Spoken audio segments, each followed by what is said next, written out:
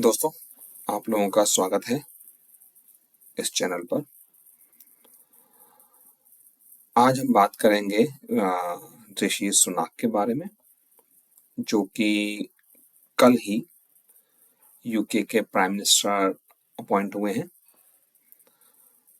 वो भारतवंशी हैं, हिंदू धर्म को मानते हैं और ये मुद्दा, और नेचुरली वो वाइट नहीं है, वो ब्राउन है, आप और मेरे जैसे। इस बात को लेकर लेफ्ट लिबरल जमात में बहुत हलचल है। उन्होंने बहुत हंगामा किया। कहाँ पर? यूके में नहीं, हिंदुस्तान में। उन्होंने बहुत कुछ भला बुरा कहा हिंदुस्तान के बारे में, और इसी बहाने दबा छिपा कर उन्होंने बीजेपी की करंट गवर्नमेंट पे भी हमला किया। वो तो विपक्ष है, उनको करना ही है, खैर उसमें कोई मुश्किल नहीं है। लेकिन उन्होंने हिंदुस्तान के बारे में बहुत कुछ कहा जो शायद उन्हें नहीं कहना चाहिए था। आज इस वीडियो में हम समझने की कोशिश करेंगे कि पूरा मसला क्या है और कैसे कैसे जिन लोगों ने मुद्दे उठाए वो कितने, क्या कहना चाहते हैं, क्यों कहना चाहते हैं, और उन्होंने भूत में क्या कहा है, भूतकाल में क्या कहा है।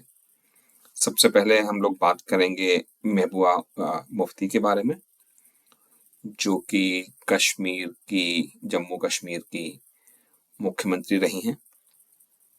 उन्होंने एक ट्वीट किया है, चलिए सबसे पहले उसको देखते हैं। आप देख ही रहे हैं महबूबा जी का ट्वीट जो उन्होंने 24 अक्टूबर को किया है। उनके बारे में क्या कहा जाए।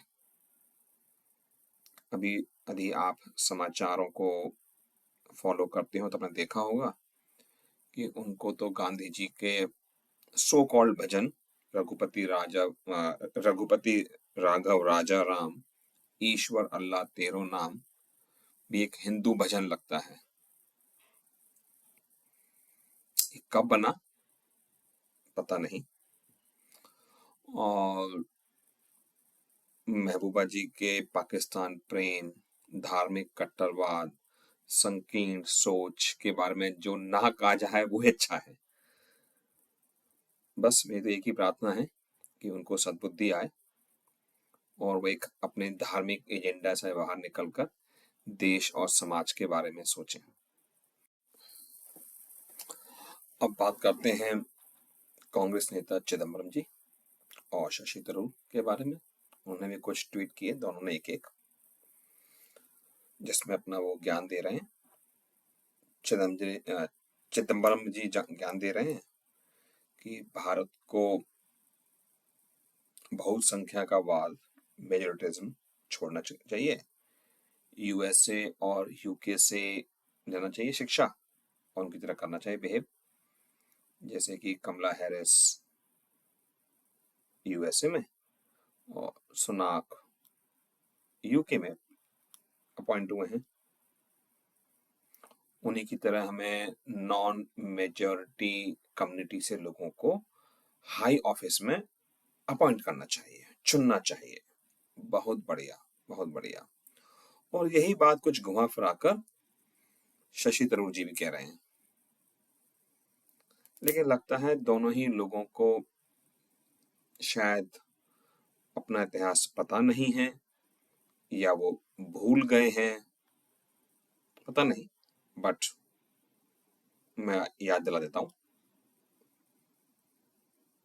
और मेरी इनसे गुजारिश है कि प्लीज स्कूल ज्वाइन कर लें, जहाँ पे कि जरूर हिस्ट्री, इतिहास को जरूर जरूर ध्यान से पढ़ें, खासकर आजादी के बाद वाला। जब ये पढ़ेंगे तो इनको पता चलेगा कि भारत में अब तक कम से कम 4 राष्ट्रपति माइनॉरिटी कम्युनिटी से बने हैं, 2 प्रधानमंत्री राजीव गांधी और मनमोहन। जरा आपको याद दिला दूं, राजीव गांधी के पिताजी पारसी थे। अब तक 4 उपराष्ट्रपति, 5 चीफ जस्टिस ऑफ इंडिया, 3 गृह मंत्री और इसके अलावा आर्मी, नेवी और एयरफोर्स के प्रमुख, ये सभी आए हैं नॉन मेजॉरिटी कम्युनिटी से, जिसमें मुसलमान भी शामिल हैं, सिख भी शामिल हैं, पारसी भी शामिल हैं, जैन भी शामिल हैं।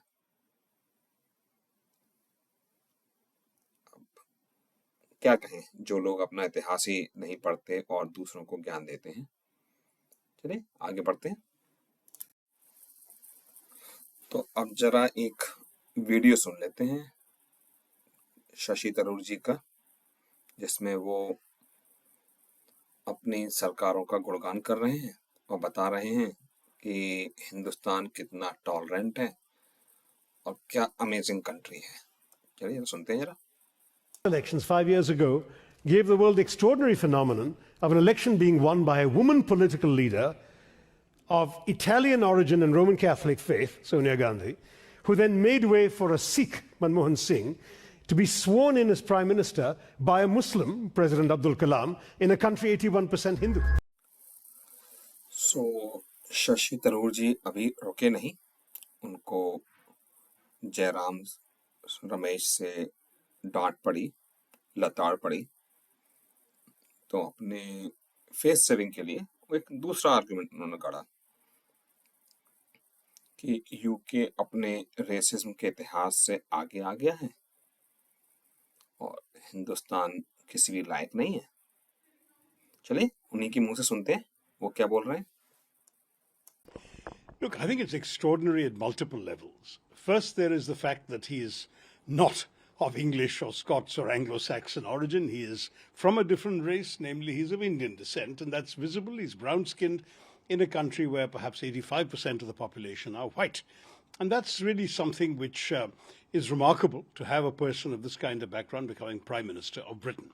The fact that the British have outgrown their own centuries of racial discrimination, which they practiced in their colonies during their empire, is a remarkable development. I would say the second significant thing is that his religion is also different. In England, there is an established church. It's the Anglican Christian Church, which is the official religion of the state. Even though they are otherwise a secular government, there is an official religion. Rishi Sunak doesn't practice that. He's an overtly practicing Hindu. He took his oath as Chancellor of the Exchequer on the Bhagavad Gita. He'll probably presumably do the same thing as Prime Minister. He is somebody who has publicly, even when he was campaigning for the leadership of the Conservative Party, he tweeted pictures of himself performing a Gau Puja. He tweeted pictures of himself praying to Lord Krishna on Janmashtami. This is a man who is completely public about his Hinduism in a country where this has never been seen in a prime minister before. It's always been Christian. Even Disraeli of Jewish origin was Christian when he became prime minister. And somebody pointed out that recently in the Queen's funeral, the then Prime Minister Liz Truss read out from the Bible. Will Rishi Sunak do that, they asked. And my answer is, if he's the kind of Hindu that most of us are in India, he would have no problem reading the sacred texts of other faiths, because we Hindus are brought up to respect all faiths. So I think he would do that, but I'm just saying it's still a very unusual thing for the British to overlook. The third factor is his age. He only became an MP for the first time in 2015. Within 5 years, he'd become Finance Minister, Chancellor of the Exchequer, and within 7 years, he's Prime Minister. It's an astonishing growth, and I was just thinking that in India, a 42-year-old MP with 7 years' experience would be lucky even to be an MOS.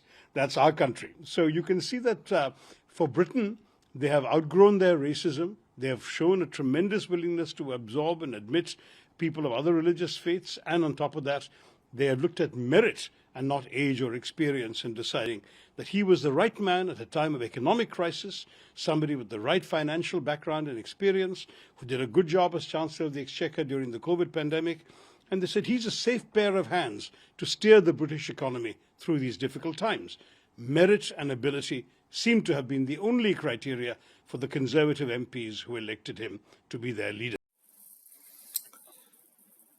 So, Shashi Tharoor ने जयराम की लताड़ के बाद ANI को interview दिया, news 18 को interview दिया, NDTV को दिया, आज तक को दिया, इंडिया टुडे को दिया, अपनी जान बचाने के लिए हर जगह भागते फिरे।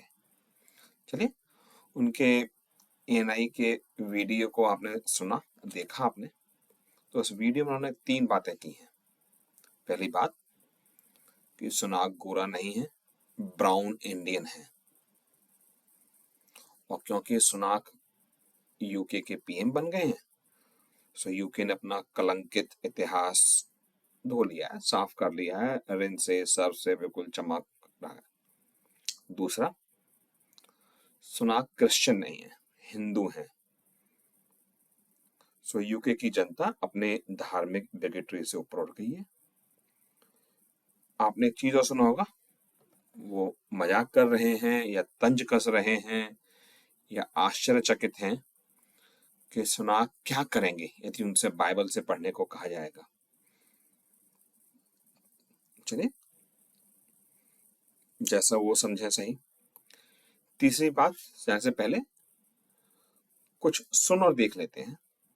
सबसे पहले वहां के एक समाचार पत्र, न्यूज़पेपर के हेडलाइन देखते हैं, जिसमें साफ लिखा है कि हु इलेक्टेड यू, आप हमारे प्रधानमंत्री बन कैसे गए। अंदर की यदि आप इंटरनेट पे पढ़ सकते हैं इस पेपर को, अपने विचार बना सकते हैं। और अब सुनते हैं एक यूके के आम नागरिक के विचार, जो कि उसने एक रेडियो स्टेशन पर फोन करके बताए। आप देखिए और समझिए क्या विचार हैं एक यूके के आम नागरिक के सुनाक के बारे में। Hi, great show, by the way. Thank you. Let me just say first, I am a Tory party member, and my dad was a constituency chairman. And we support Boris, and I'd say, in my estimate, 80% of the members support Boris. So that's where we're at. And our perspective is different to, the media perspective, the markets. Both my daughters work in the city. There's a lot of AI algorithms coming from abroad, tampering with the markets. Now, we can't let the markets and the media run our country. It's a democracy. We are the voters, and we support Boris. So we want Boris back, and Boris has the best chance of winning the general election next time. So Rishi's not going to win it. Rishi's not even British, in most people's opinion. He's not. He's got American allegiance. His family's American. They're Indian business people. He'll go and live in America, no doubt. He doesn't love England like Boris does. Okay. Jerry, to my knowledge, Rishi Sunak was born in the UK. He went to Winchester School, which, as you know, is a long-established public school in this country. As I understand it, he was born at Southampton General Hospital. Well, can I just say, one of my mates, I was in the military, one of my mates was born in Uganda. He's white as the driven snow, and he's English as English can be. He's not African, is he? Because he's born in Uganda. That doesn't mean anything. No, sorry, I'm just picking up I'm just picking up on the fact that you suggested that Rishi Sunak isn't British or English and doesn't love the country as much as Boris Johnson as a result. So I just want to clarify that with you, that he was born in this country, that he went to one of the country's most prestigious public schools, that he has worked, of course, in the city and then took up politics, that he is the man that many people credit through the furlough scheme, saved the economy.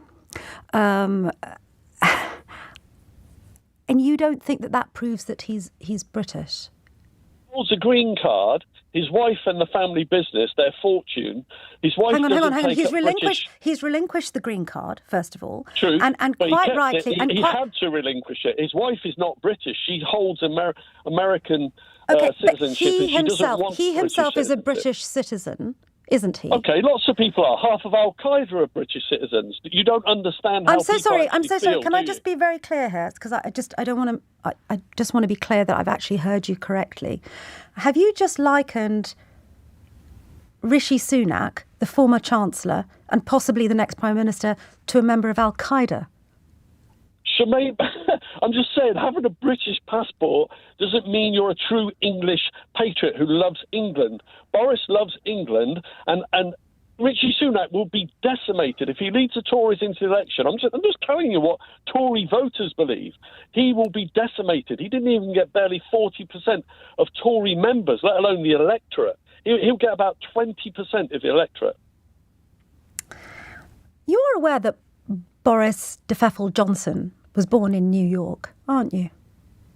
That's what I'm saying. You can be born anywhere. You know that. It's how your allegiance lies to the country. I said one of my best mates was born in Uganda. What do you expect? I'm absolutely fascinated here. What do you expect Rishi Sunak, former Chancellor, British citizen, someone educated in this country, someone credited with saving thousands of businesses through furlough, someone who has dedicated his life, according to many of his backers, 100 of them, 100 MPs now.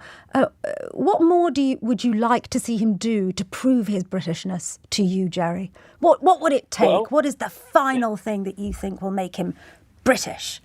And British enough precisely for Tory members like you to vote for him?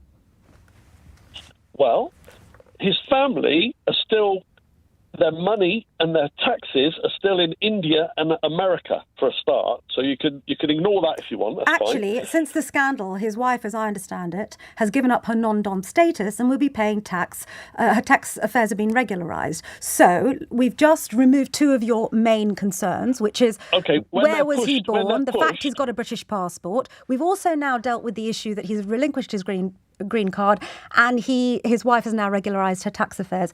What else does he need to... Now, we've dealt with all of those things, Jerry. What I'd like to know is, because you say that you represent the average Tory member, what I'd like to know is what do you think Rishi Sunak needs to do to prove his Britishness to the point where you believe Tory members would vote for him?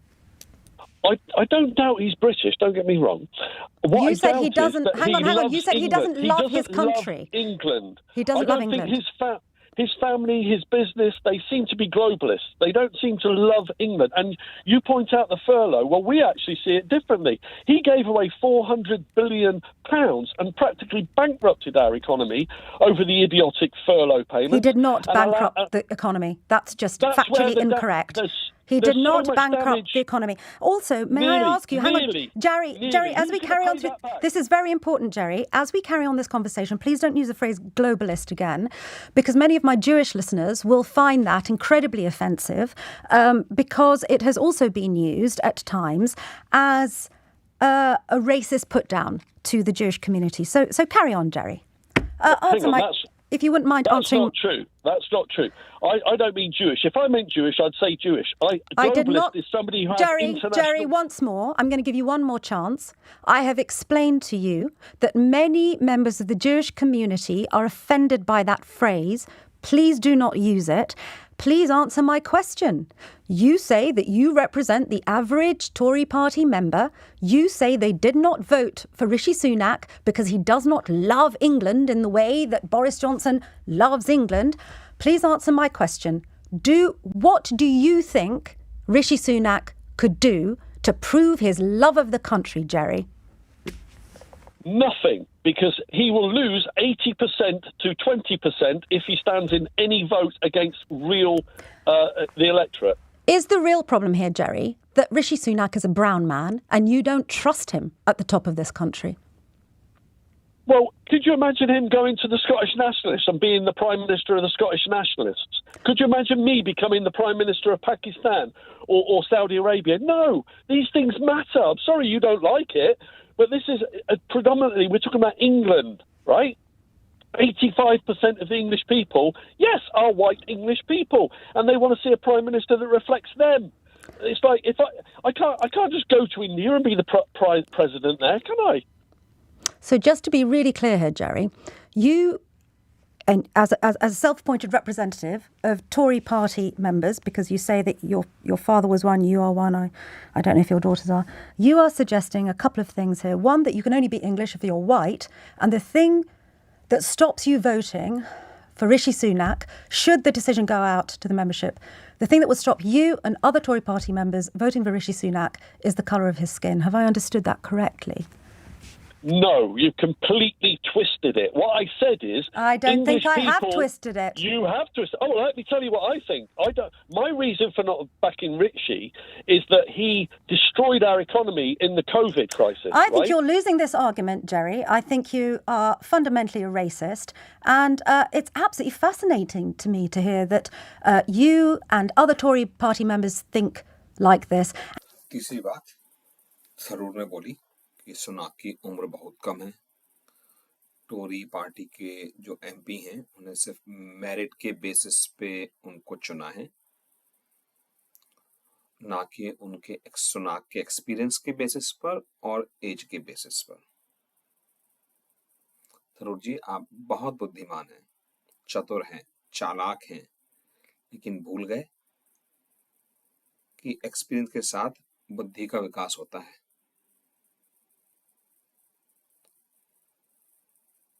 और सुनाक जी पहली choice नहीं थे, मजबूरी है। जैसे हमारी भाषा बोलते हैं, मजबूरी का नाम महात्मा गांधी।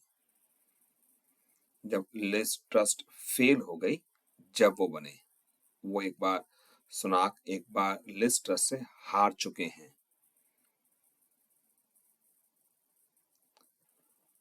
रही उम्र और मेरिट की बात, तो चलिए घर से शुरुआत कीजिए। राहुल और प्रियंका की मेरिट पर क्वेश्चन करने की यदि आपकी हिम्मत है तो करके दिखाइए। दिखाइए कि कांग्रेस में कितना दम है, आप में कितना दम है, आपकी पार्टी कितना मेरिट को प्रमोट करती है, आप कितना करते हैं। यदि हिम्मत है तो राहुल को चिर युवा की जगह अधेड़ उम्र का कहिए। आज से अभी से शुरू कीजिए। हम लोग इंतजार करेंगे आपकी हिम्मत का, आपकी फेयरनेस का। Let's see what happens. Oh, अभी तो ओबीसी भी तो हैं, उनको कैसे भूल सकते हैं। चलिए उनको भी सुन लेते हैं अब जरा। मैं तो बोला कि इंशाल्लाह मेरी जिंदगी में या मेरी जिंदगी के बाद एक हिजाब पहनने वाली बच्ची भारत की प्राइम मिनिस्टर बनी। तो आपने सुना ओबीसी जी को, इनको तो लड़की चाहिए सिर्फ हिजाब वाली। ऐसे टिपिकल मेल शोविनिस्टिक एटीट्यूड, कहते हैं हिंदी में पुरुष वर्चस्ववादी।